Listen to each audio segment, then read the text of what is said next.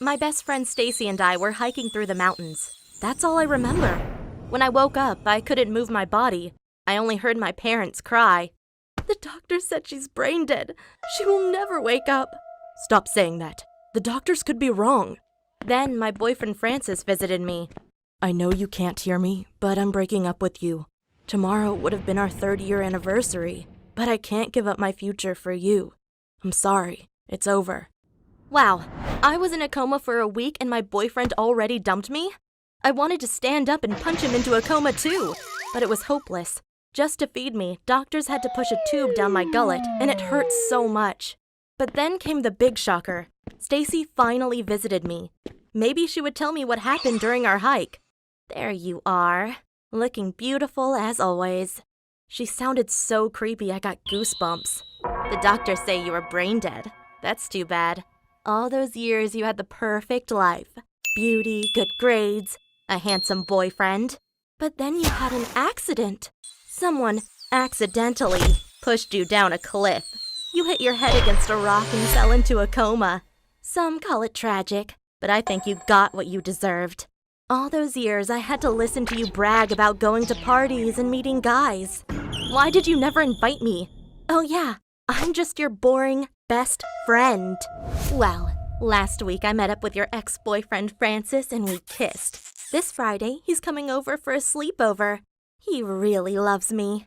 Wow, had I been such a bad friend that I deserved to be pushed down a cliff? No.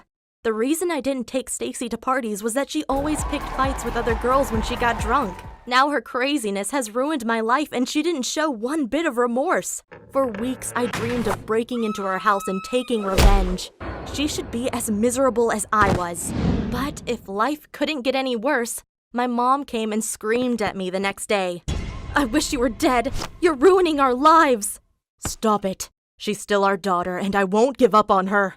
Yes, because you're a freaking loser. You spend all your money on doctors to try and save her, even though she's brain dead. Now we're poor and in debt. I hate this life. I hate you, and I hate her. Fine, then go. We don't need your negativity. No problem. I'll send you the divorce papers tomorrow. My mom never came back to visit me, and I felt so guilty, like it was my fault my parents split up. If I could have ended my life, I would have done it, so my dad could move on. But instead, he hired a new doctor, a leading expert on coma patients. He did a PET scan to measure how much sugar my brain was using and concluded I wasn't brain dead. My dad was even able to ask me questions. If I wanted to answer yes, I had to imagine throwing a baseball so the monitor would light up. But I didn't tell them that Stacy had pushed me down the cliff. The doctor said I would soon wake up from my coma anyway. And I wanted to take revenge on Stacy myself. But then someone came into my room. But who was it? I don't know if you were awake during our last conversation, but you better understand that no one will believe you. I realized it was Stacy and she started pinching my arm. Tell anyone about what happened and you will regret it badly. I wanted to scream.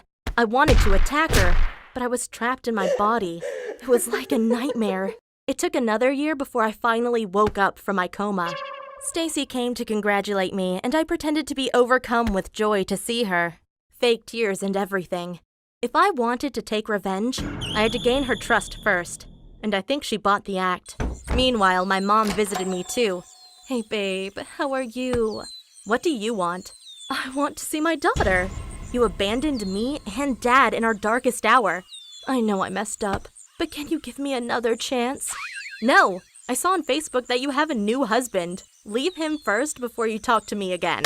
She did just that. It took 12 months for her to get a legal divorce, but when she showed me the papers as proof, I said, oops, never mind. I still don't want you back. I hope I've destroyed your life now like you destroyed Dad's. I haven't spoken to her since. And what happened to Stacy? Well, for months I had murderous revenge fantasies, but no way would I go to prison for her. Instead, I told her boyfriend Francis that Stacy pushed me down a cliff. He didn't quite believe it, but agreed to an experiment. We hid a microphone in his room and waited until Stacy came to make out with him. Then I accidentally sneezed and came out of the wardrobe. Whoops, this is so embarrassing. What are you doing here? Did you sleep with my boyfriend? Your boyfriend? The The one you pushed me off a cliff to get? Because you couldn't do it on your own? I hoped so bad she would admit to her crime right then and there, but she was too smart and left without saying a word. I just hope she won't hurt any more people.